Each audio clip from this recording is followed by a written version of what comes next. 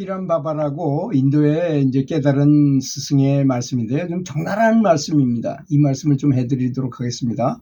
만약에 깨달음에 대한 꿈을 부추기고 해답을 제시하고 언젠가는 깨달음에 도달할 것이라고 믿음을 주는 그런 사람이 있다면 그는 참된 스승이 아니라는 것입니다. 그는 영성을 빙자해서 돈을 버는 장사꾼이라고 하는 것입니다. 사트상이란 말이 있잖아요. 칭견. 우리말로는 칭견이라고 말하고 저 인도 지방에서는 사트상이란 말을 써요. 그런 말은 진리의 현존과 함께 한다는 뜻입니다. 이 말은 사람들에게 진리를 전해준다는 뜻이 아니라는 것입니다. 그것은 무엇이 진실이 아닌지를 깨우쳐 준다는 것입니다. 그런 뜻이라는 것입니다. 무엇이 진실이 아닌지. 그래서 이제 사트상이라고 그래서 많은 사람들이 이렇게 모여서 스승하고 가만히 앉아가지고 가만히 명상을 하고 있을 때 어떤 의문점을 가지고 많은 의문을 가지고 스승한테 뭔 질문해야 되겠다고 가서 그 옆에 가서 같이 앉아있게 되잖아요. 조용하니까 자기도 가서 옆에 앉아있을 수밖에 없잖아요. 그러다 보면 자기가 질문하고자 하는 걸 저절로 알게 되고 모든 마음이 다 정화돼가지고 아무것도 없이 같이 멍청하게 앉아가지고 명상하게 되고 해답은 저절로 내면에서 저절로 알게 된다고 합니다. 그런 것이 바로 사트상이라는 것인데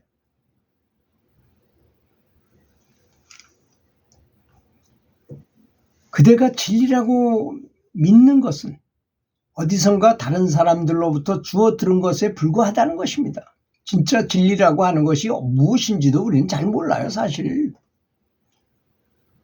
그대가 진리로 믿고 있는 것은 진리가 아니라는 것입니다. 그렇기 때문에 이것을 이해시키고 깨우쳐주는 것이 사트상의 목적이라는 것입니다. 그대가 추구하고 도달하고자 하는 그런 목적지는 사실은 환상에 불과하다는 것입니다. 이 모든 것들이 바로 마인드 게임이라는 것입니다. 그런 것을 깨우쳐주게 하는 것이 스승의 역할이라 이런 얘기입니다. 스승은 그대를 이해시키고 깨우쳐서 바른 방향을 제시해 주도록 하는 분이라는 것입니다. 그대 스스로가 자기만의 진리를 발견할 수 있는 길을 가르쳐주는 거, 방향이 이쪽으로 가야 된다. 그 잘못했으니까 이쪽으로 가라. 이렇게 틀어주는 그런 방향을 제시해 주는 사람이 스승의 임무라는 것입니다. 진리는 내가 그대에게 전해줄 수 있는 이것이니까 네가 받아라 이렇게 하는 물건이 아니라는 것입니다. 내가 그대에게 주는 유일한 도움이라는 것은 그대 스스로 진리와 직면하게 되는 방향을 제시해 주는 것입니다. 그것뿐이라는 것을 알아야 됩니다. 그러나 그 전에 먼저 해결되어야 하는 과제가 있습니다. 그대가 진리라고 믿고 있는 지식적으로 알고 있는 것들을 깨끗이 청소하라는 것입니다. 그것들을 완전히 제거해야 됩니다. 그래서 스승 밑에서 깨달음 얻겠다고 매일 그 스승 바로 코 밑에서 앉아서 법문만 매일같이 듣는 사람들이 깨닫지 못하는 이유 중에 가장 큰 것이라고 하는 것입니다.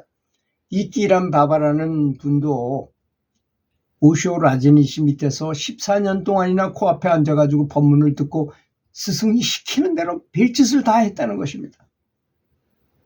그러다가 14년 후에 스승이 미국으로 강연을 떠나게 됐어요. 스승이 없어진 다음에 자기 스스로를 다시 뒤돌아보게 된 것입니다. 그랬더니 나는 뭐냐 이거 여지껏 한 게 스승 코앞에 앉아가지고 스승만 믿고 스승의 입만 쳐다보고 있었지 내가 한 게 뭐냐 이런 생각이 들더라는 것입니다. 그래서 이분이 혼자 스승이 나중에 다시 돌아왔는데도 찾아가지도 않고 계속 자기 혼자 앉아있다가 깨우침을 얻고 하는 소리인 것입니다. 지금 하는 얘기는 진리를 정의하는 것은 불가능하답니다. 하지만 그 진리가 드러나는 것은 가능하다는 것입니다. 진리에 대한 알물 전해주는 것은 불가능하지만 어떤 정보를 주거나 암시를 주는 것은 가능하다는 것입니다. 그래서 스승의 역할이 바로 그런 거죠. 정보를 주고 암시를 주고, 그런 암시를 통해서 그대에게도 진리가 드러날 수 있게 된다는 것입니다. 하지만 설령 진리가 드러난다 해도 그것을 무엇이라고 말로 정의하기는 불가능하다는 것입니다. 그것을 언어로 표현할 수 없다고 그랬어요. 다만 존재 전체로 느낄 뿐이라는 것입니다. 지금 이 순간에 깨달음이 일어나지 않는다면 앞으로 어떤 순간에도 깨달음은 일어나지 않을 것입니다. 지금 이 순간에 깨닫지 못했다면 앞으로도 깨달음은 영영 불가능한 것입니다. 언젠가 깨달을 것이라고 기대를 갖지 마십시오. 깨어나고 싶은가? 그렇다면 지금 당장 깨어나라는 것입니다.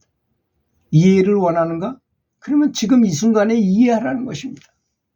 앞날을 기대하지 말라. 이번 생의 어느 날인가 또는 다음 생에 깨달음이 일어날 것이라고 기대하면서 스스로를 위로하지 말라 그랬어요. 이 모든 게 마음의 농간이다. 보라, 그대 앞에 유일하게 실제하는 날은 오늘, 지금 이 순간, 다른 날은 없다는 것입니다. 어떤 이해를 갖고 오늘을 살아간다면 오늘도 그 이해가 지속될 것입니다.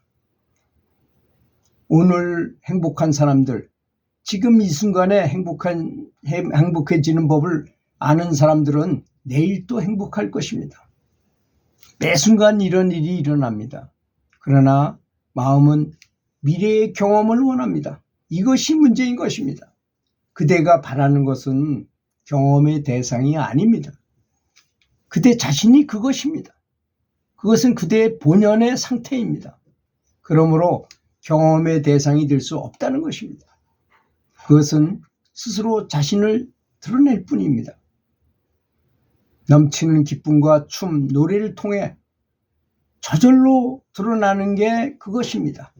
오직 그럴 뿐입니다.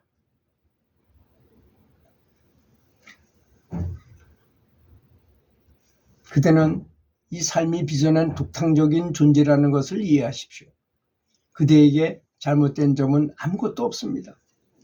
자신이 생각하는 불완전한 모습들과 더불어 자신이 독창적인 존재라는 사실을 또한 받아들이십시오. 그대 자신을 바꿀 수 있는 길은 어디에도 없다는 것을 이해하십시오. 이렇게 자기 자신을 받아들이기 시작하면 이 삶을 변화시키는 길이 없다는 것을 알게 될 것입니다. 삶은 기쁨과 동시에 고통입니다. 고통이 찾아오면 그 고통을 받아들이십시오. 그것은 시시각각 움직이는 삶의 흐름일 뿐입니다. 그 기쁨에 집착하거나 붙잡아 두려고 하지 마십시오. 기쁨 또한 삶에 일어나는 파도일 뿐입니다. 모든 것이 그렇게 왔다가 그렇게 사라진다는 걸 이해하고 지가 할 길로 가도록 놔두라는 것입니다. 이 삶에서 영원한 것은 아무것도 없습니다. 이런 이해를 바탕에 깔고 삶을 대하십시오. 그러면 그대만의 경험을 얻게 될 것입니다. 그대 자신이 직접 터득한 그대만의 고유한 방식인 것입니다. 이것이 진정한 삶의 길입니다. 내가 여러 친구들에게 나누고 싶어 하는 것이 바로 이것입니다. 이렇게 기란바바는 말씀을 하셨어요. 이 말 중에는 우리가 이해하지 못하는 분, 못 알아들을 말은 아무것도 없지만 이 상황을 이해하는 건 그렇게 쉬운 건 아니라고 생각합니다. 하여튼 에크하르트 톨레가 얘기한 것처럼 지금 이 순간을 살아라. 지금 이 순간밖에 없다는 사실. 즉 깨달으려면 이 순간에 깨닫고 모든 것이 지금 이 순간밖에 없다는 사실을 직시하고 영원한 것은 아무것도 없다는 걸 생각한다는 것이 이 기란바바의 가르침이라고 생각합니다. 이 가르침을 통해서 연구를 하면서도 진정한 자아를 깨닫는 것이 무엇인가를 생각하면서 연구를 하는 것도 바람직하지 않겠는가 이렇게 생각합니다. 들어주셔서 감사합니다.